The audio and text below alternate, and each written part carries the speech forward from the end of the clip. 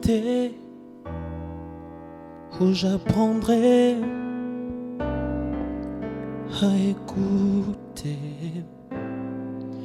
la voix du bon berger. Quand je l'entends, oh oui je comprends qu'il a payé pour ma liberté. Si je me tais, oh j'apprendrai à écouter la voix du bon berger.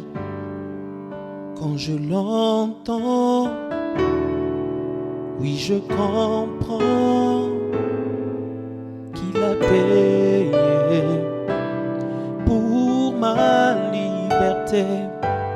Quand je t'ouvre mon cœur, je te vois, Seigneur. Quand je t'ouvre mon cœur, je t'entends me parler.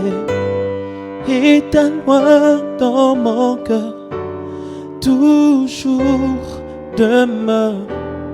Et ta vie à chaque heure coule comme un torrent.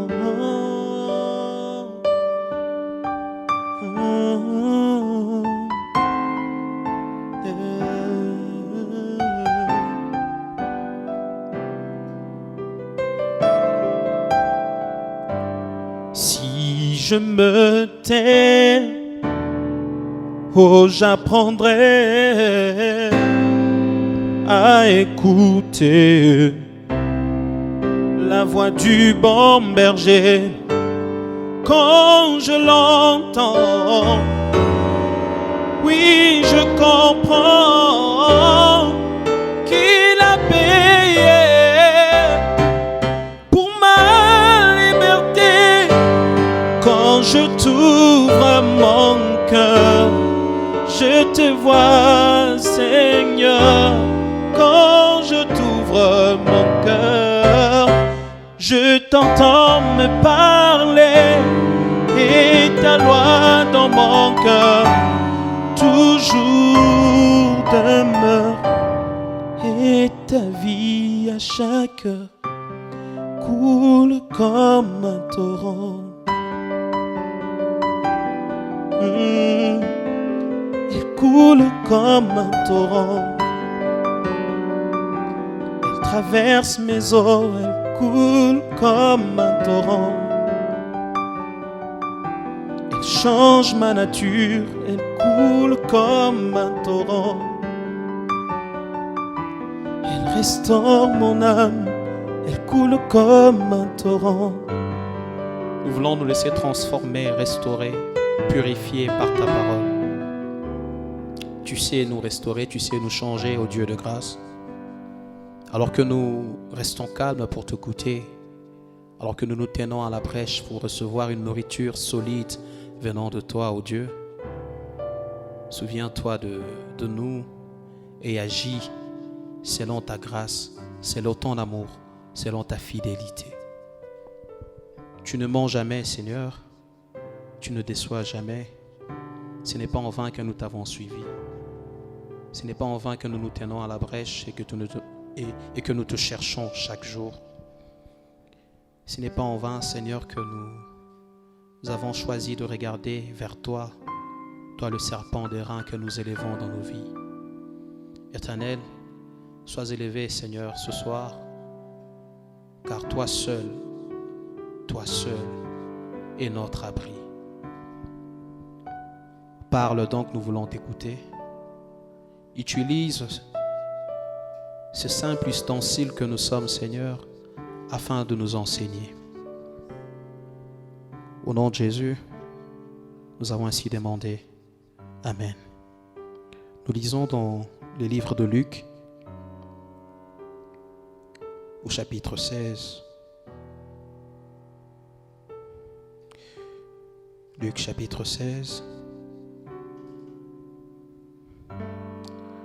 La Bible dit: lorsque le sabbat fut passé, Marie de Magdala, Marie mère de Jacques et Salomé achetèrent des aromates afin d'aller embaumer Jésus. Le premier jour de la semaine, elles se rendirent au sépulcre de grand matin, comme le soleil venait de se lever. Elles disaient entre elles, « Qui nous roulera la pierre loin de l'entrée du sépulcre ?»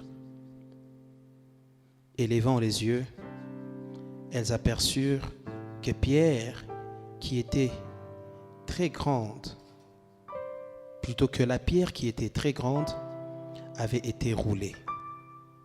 Elles entrèrent dans le sépulcre, virent un jeune homme assis à droite, vêtu d'une robe blanche, et elles furent épouvantées. J'aime le thème qui m'a été offert. Il m'a été donné de parler d'un thème qui concerne même cette génération.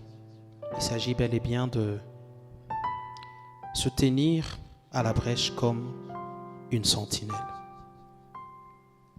Lorsqu'on parle de la brèche dans la Bible, vous verrez que le contexte, c'est un contexte antique.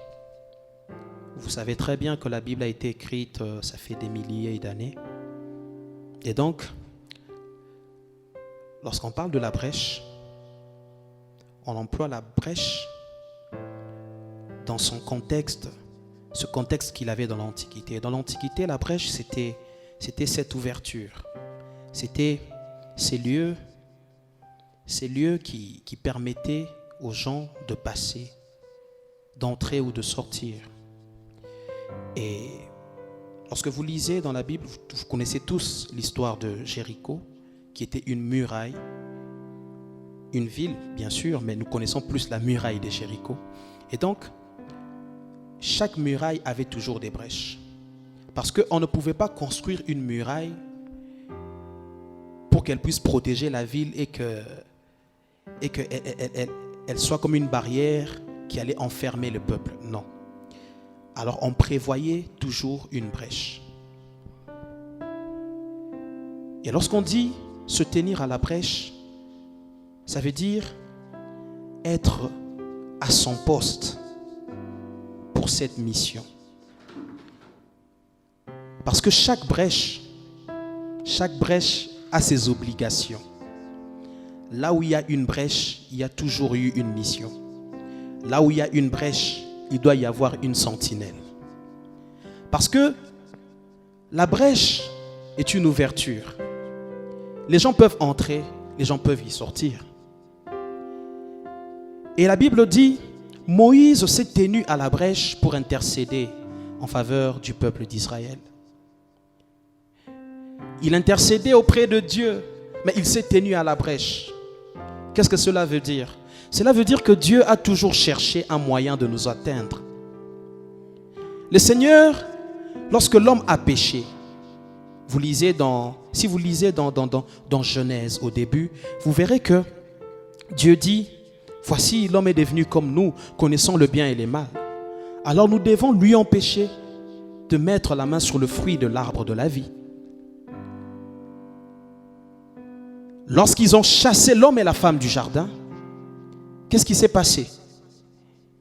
Comme Dieu savait qu'il y avait une brèche, il a placé des chérubins qui avaient des épées, flamboyantes pour leur empêcher de rentrer, parce qu'il y avait une brèche.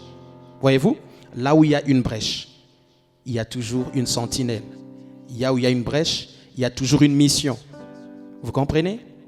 Mais en ce moment-là, Dieu ne pouvait pas rencontrer l'homme dans cet état-là. Il y avait une brèche, mais ce n'était pas le moment pour que l'homme puisse l'exploiter. Ce n'était pas le moment pour l'homme de goûter à ce fruit de l'arbre de la vie. Et donc Jésus était caché. Jésus n'était pas encore révélé. Bien-aimé dans le Seigneur, la brèche, elle peut te sauver, mais elle peut aussi te tuer. Quand est-ce que la brèche va te sauver? Elle va te sauver lorsque les ennemis vont entrer dans la ville. Quand les ennemis viennent pour vous tuer, lorsque les ennemis viennent pour piller, pour tuer, dérober, violer, il faut s'échapper, bien sûr. Mais comment s'échapper s'il n'y a pas de brèche? La brèche te servira d'issue de secours. Mais la brèche, elle te permettra aussi de bien garder ta ville. Mais si et seulement si tu es une sentinelle, si et seulement si tu es un garde.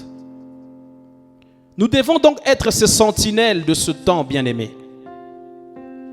Je ne vais pas vous apprendre le métier de la sentinelle. C'est peut-être l'un des métiers les plus difficiles. Et dans notre pays, les sentinelles sont peut-être très mal payées. Et pourtant, ce sont des personnes qui jouent un très grand rôle. La sentinelle veille sur ta vie.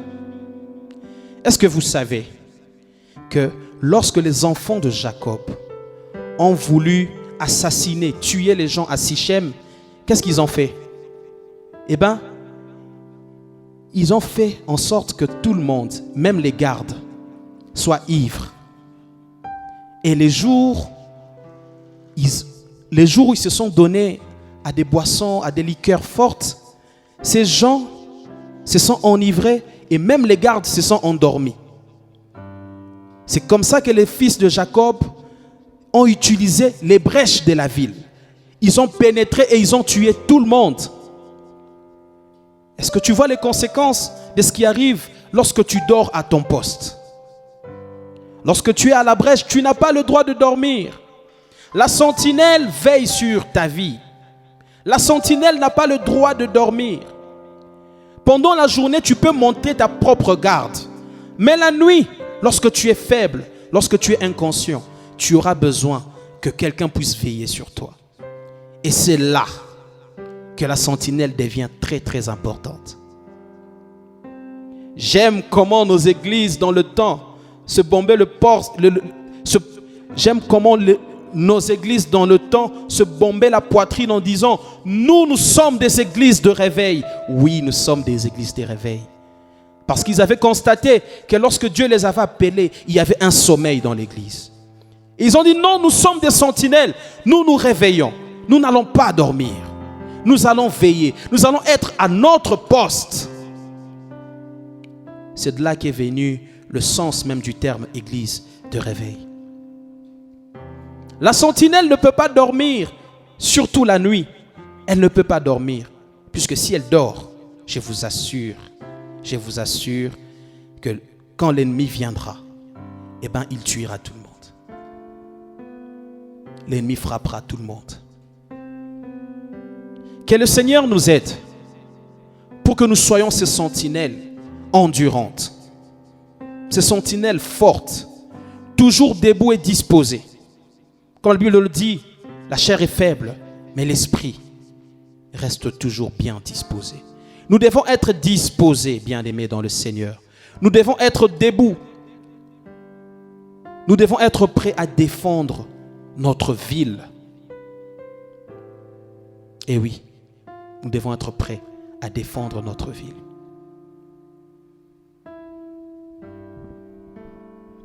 Le Seigneur est merveilleux. Le Seigneur est bon. La sentinelle, c'est cette personne qui est censée voir les choses avant que le maître ne puisse voir. Alors que le maître est encore à la maison, c'est la sentinelle qui reçoit les invités. Et lorsque l'ennemi se présente, les premiers à voir, c'est qui? C'est la sentinelle. L'ennemi est entré dans l'église, bien-aimé, et nous n'avons pas vu. L'ennemi a travaillé dans nos églises. Où étions-nous? Nous étions endormis. Église de réveil, réveille-toi réellement. Sois debout. Lorsque le Seigneur viendra, comment il te trouvera? Le Seigneur aura besoin de quelqu'un qui va l'annoncer. Vous savez, il y a une différence entre n'est pas connaître quand est-ce que le Seigneur va revenir, hein, et rater la venue du Seigneur. Nous ne savons pas quand est-ce que le Seigneur viendra, mais nous pouvons comprendre que le Seigneur est venu, puisque plusieurs ne le verront pas, alors qu'il sera là. Plusieurs seront distraits. Mais la sentinelle pourra voir le Seigneur. Et cette sentinelle pourra avertir les autres. Mes frères, mes sœurs, j'ai vu Jésus. J'ai vu Jésus. Nous devons être ces sentinelles. Nous devons être cette voix qui crie dans les déserts. Préparez les sentiers du Seigneur, car son temps est proche. Nous devons être ces sentinelles. Une sentinelle, elle doit être endurante. Une sentinelle, elle doit être forte. Une sentinelle doit être capable de voir. Si tu es aveugle, pourquoi tu es sentinelle? Non. Une sentinelle, ça doit être une personne fidèle. J'aimerais te dire, mon frère, ma soeur, ne confie jamais des grandes responsabilités à des traîtres. Lorsqu'il y a quelqu'un à tes côtés qui a tendance toujours à te trahir, bien aimé, succès dans la cuisine. Mais à la brèche, que tu as été. C'est important. C'est très très important. La sentinelle doit être fidèle. La sentinelle doit être une personne de confiance. Une personne, oh, tu peux te dire, je m'endors maintenant, je sais que parce qu'il est là, moi je vais bien me reposer, rien ne m'arrivera de mal. La sentinelle doit être une personne qui est capable d'écouter. Et oui, qui doit avoir tous ses sens qui fonctionnent. Une sentinelle qui n'écoute pas laissera venir beaucoup de dégâts dans ta maison. Mais lorsque vous regardez aussi, vous verrez que lorsque vous regardez les murailles des villes antiques, vous verrez que là où il y avait une brèche, il y avait toujours une tour. Hein? On construisait comme une forme de tour. Et dans la tour, c'est là que s'est placée la sentinelle. Vous savez c'est quoi la tour? La tour, c'est un édifice, mais élevé. Et donc la sentinelle doit aussi se trouver dans les lieux élevés. Dieu dit à l'apôtre Jean, j'ai envie de te montrer des choses, mais monte. C'est dans l'Apocalypse. Monte encore. La dimension, elle doit monter. Si je jeûnais seulement pendant une journée, maintenant il faut que j'atteigne 2 jours. Si je faisais du bien seulement à une personne, je dois élargir mon champ d'action. Si je prêchais seulement sur Facebook, il faut que je descende sur le terrain. Tout donner pour le Seigneur. Une autre dimension. Si j'entendais seulement la voix de Dieu, il faut que je voie maintenant. Si je voyais seulement, il faut maintenant que je touche. Si je me limitais seulement à regarder, maintenant il faut que je pénètre et que je contemple le merveille de Dieu. Les hauteurs, le sommet de la tour, c'est là où doit se placer la sentinelle. Je vais chuter. Peut-être que vous vous demandez pourquoi j'ai dit tout ceci sans évoquer même le passage qu'on a lu au début. C'est quoi le rapport entre la résurrection de Jésus et ce que je viens de dire? Vous savez, Jésus avant de mourir, il y avait vraiment des ondits à Jérusalem. Les principaux sacrificateurs ne voulaient pas de lui. Et lorsque Rome, qui dominait sur Israël, avait vu que non, ils n'avaient pas intérêt en fait à garder Jésus en vie, puisque à cause de lui il y avait des troubles. Rome a lavé les mains. Et du coup, Jésus était livré entre les mains des Juifs. Vous connaissez l'histoire, Jésus a été crucifié. Mais en crucifiant Jésus, ces gens savaient que Jésus leur avait promis que 3 jours après, il va ressusciter. Connaissant que Jésus avait dit ces choses, qu'est-ce qu'ils ont fait? Après l'avoir emmené dans son sépulcre, la première des choses, ils ont mis une très grosse pierre pour l'empêcher de sortir ou pour empêcher ses partisans d'aller voler le corps. La deuxième chose qu'ils ont fait, ils ont scellé le tombeau. Vous connaissez le sceau, non? Ils ont scellé. Donc ils ont mis des cordes et puis ils ont scellé. La troisième chose, ils ont placé des gardes. Là, maintenant ça devient intéressant. Les gardes étaient là. Et ces gardes, c'était des sentinelles. Vous voyez? Le tombeau avait une porte. La porte, c'est une brèche. Je vous avais dit au début, là où il y a une brèche, il y a une mission. Là où il y a une brèche, il doit y avoir une sentinelle. Lorsque ces femmes venaient pour embaumer les corps de Jésus, elles venaient en s'attendant de rencontrer des gardes. Elles allaient demander la permission si elles pouvaient avoir accès au tombeau pour embaumer le corps de Jésus. Lorsqu'elles arrivent, la première chose qu'elles constatent, c'est quoi? Il n'y a pas de garde. La deuxième chose, la pierre a été roulée au loin du tombeau. Mais elles ont dit, mais non, mais ça c'est un délire, mais qu'est-ce qui se passe? Qui a pu rouler cette pierre? Qui a pu le faire?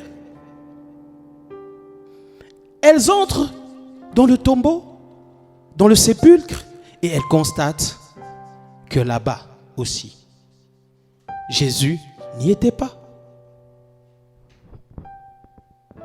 Torotuna na nani to luka Yesu. Même toi opia biso témoignage azate. Comment est-ce que ces sentinelles pouvaient rester là? Ces soldats ne pouvaient pas rester là parce que ces soldats ne travaillaient pas pour le bon maître. Ce n'étaient pas les soldats de Dieu, c'était les soldats de Rome. Eh oui, vous devez comprendre une chose, chère sentinelle. Lorsque tu es une sentinelle de Dieu, tu travailleras pour les intérêts de Dieu. Mais si tu es une sentinelle de Rome, tu vas travailler pour les intérêts de Rome. Elles sont parties, elles ont dit non. Nous allons trouver sûrement des gardes, mais les gardes n'étaient pas là. Pourquoi? Parce que Rome avait retiré ses gardes. Rome, c'est quoi? Rome, c'est le système. Rome, c'est le monde. Le monde est régi par l'argent. Le monde est régi par le pouvoir.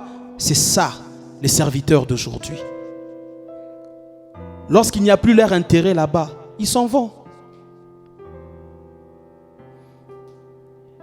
Et donc, il y avait un problème. Le problème, c'était Jésus est passé où? Où est le corps de Jésus? Voilà là où Dieu intervient. J'aimerais dire à quelqu'un, si les sentinelles de Rome ne sont plus là, Dieu enverra des anges. Est-ce que tu peux dire amen là où tu es? Dieu enverra un ange. L'ange de Dieu, lorsqu'il vient, il vient avec le message de Dieu.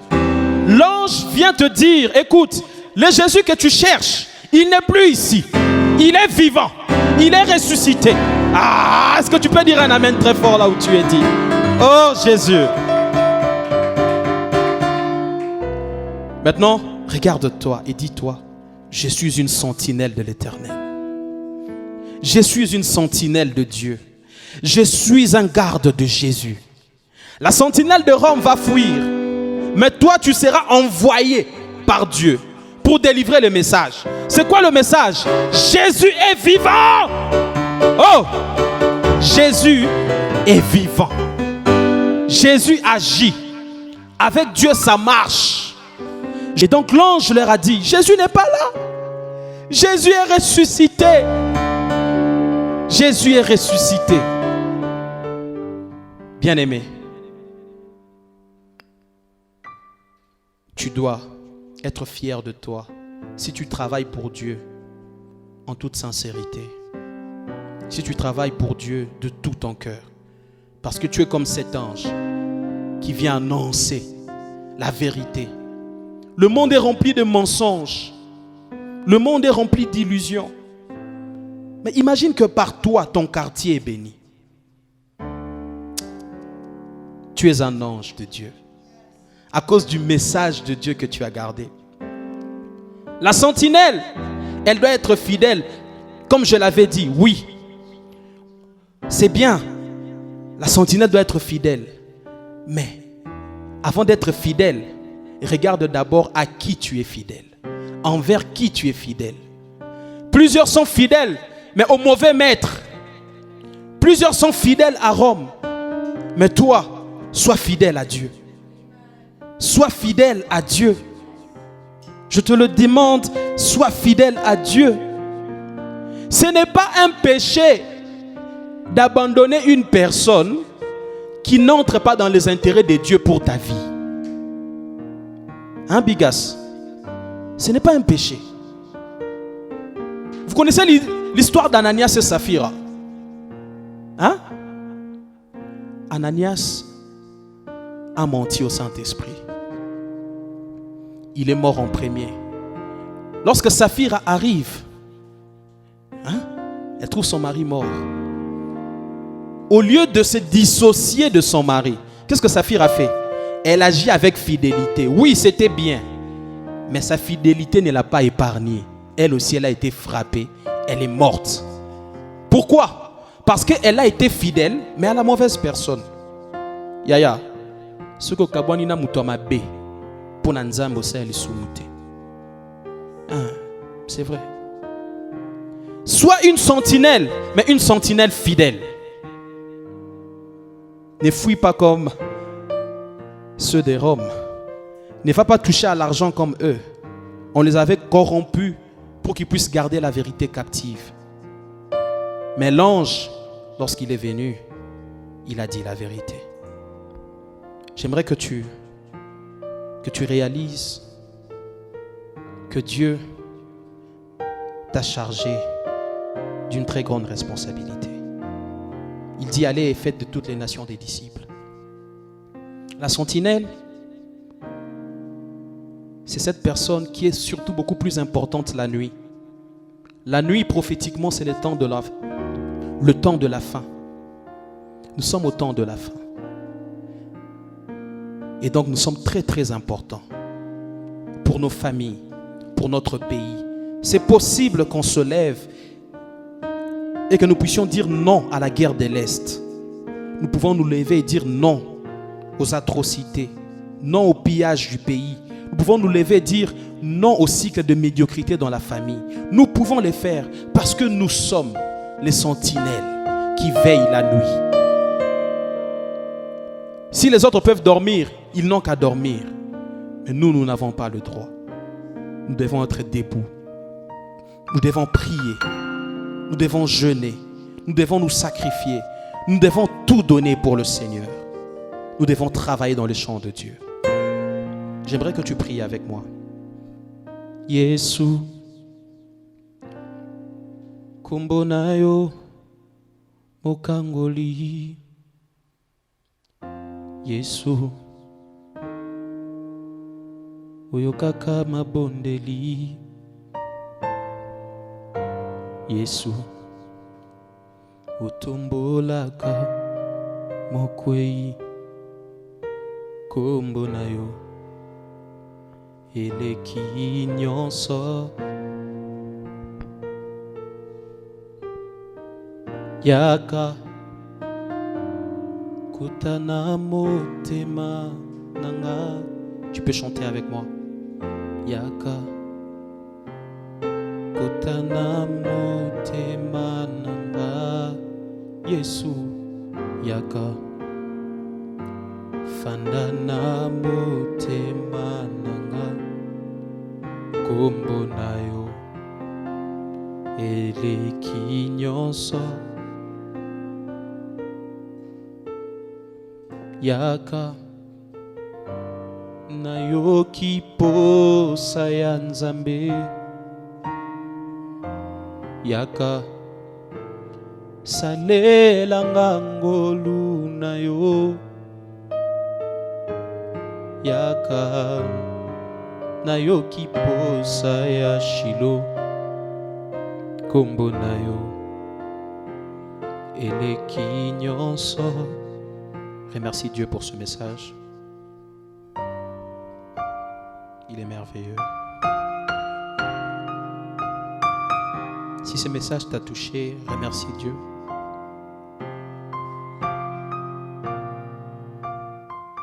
Dis Seigneur, merci pour cette parole.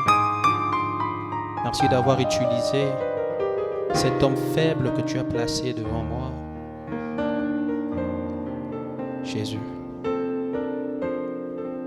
Dis merci à Dieu puisque tout t'a été dit pour ton intérêt. Tu vas prier, tu vas dire Seigneur, fais de moi une sentinelle responsable. Dis Seigneur, j'ai déjà choisi le bon maître. Je t'ai choisi toi.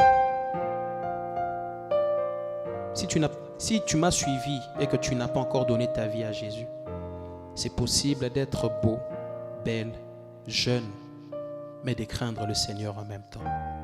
J'aimerais que tu donnes ta vie à Jésus.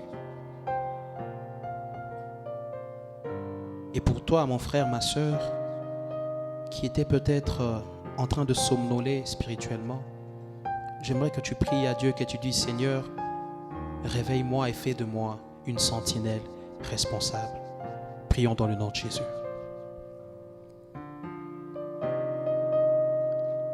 Une sentinelle responsable.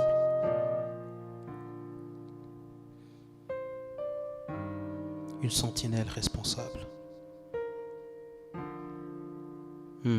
Tu fais bien de prier.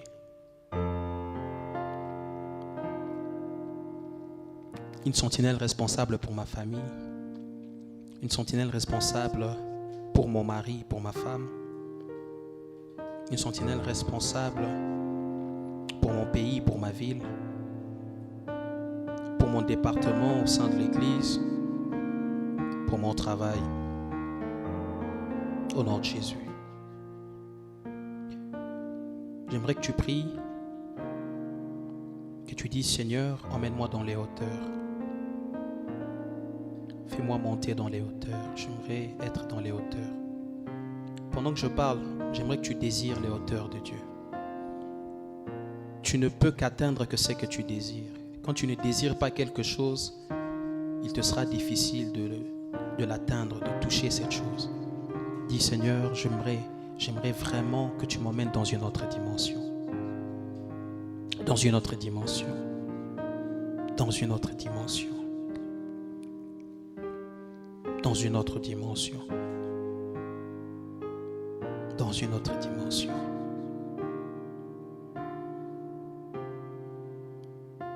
Je vais prier pour toi. Seigneur Dieu Tout-Puissant, je te bénis pour ces instants merveilleux que nous avons passés. C'est vrai que j'ai apporté la parole à ton peuple, mais je sais, surtout parce que je l'ai senti, que nous tous, moi et ce peuple qui m'a suivi, nous avons été bénis, nous avons été nourris. Toi seul, ô Dieu Tout-Puissant, est notre Maître à tous. Tu fais pleuvoir sur nous, Seigneur. Tu fais pleuvoir sur l'ivraie en même temps que le blé. Tu ordonnes une succession de saisons et tous nous en bénéficions et nous te rendons gloire et grâce pour ça. Nous voulons être ces sentinelles responsables, ces sentinelles qui se tiennent à la brèche, qui prennent leurs responsabilités, qui prient quand il faut prier, qui jeûnent quand il faut jeûner, qui donnent quand il faut donner, qui se battent quand il faut se battre. Nous te demandons, Seigneur, de nous rendre endurants, car tu dis dans ta parole que mieux vaut la fin d'une chose que son commencement. Alors que nous avons commencé avec toi, c'est vrai qu'à un moment nous avons faibli, tu nous relèves. Il peut arriver que demain, que nous faiblissons encore, nous savons que tu nous relèveras encore. tu vas nous restaurer, tu vas nous donner la force. Et surtout, tu arriveras avec nous jusqu'au bout du parcours. Au nom de Jésus, avec l'autorité que tu m'as conférée depuis le ciel, j'ai détruit toutes sortes d'esprits qui nous ramènent toujours vers la négligence, qui nous ramènent toujours vers des choses qui ne te plaisent pas. Toutes sortes d'esprits qui nous empêchent à être des sentinelles éveillées, des sentinelles qui veillent, qui sont à leur poste. Que le Saint-Esprit prenne le contrôle de nos vies et qu'il nous rende capables, qu'il nous rende endurants, endurantes, forts, fortes. Dans le nom de Jésus.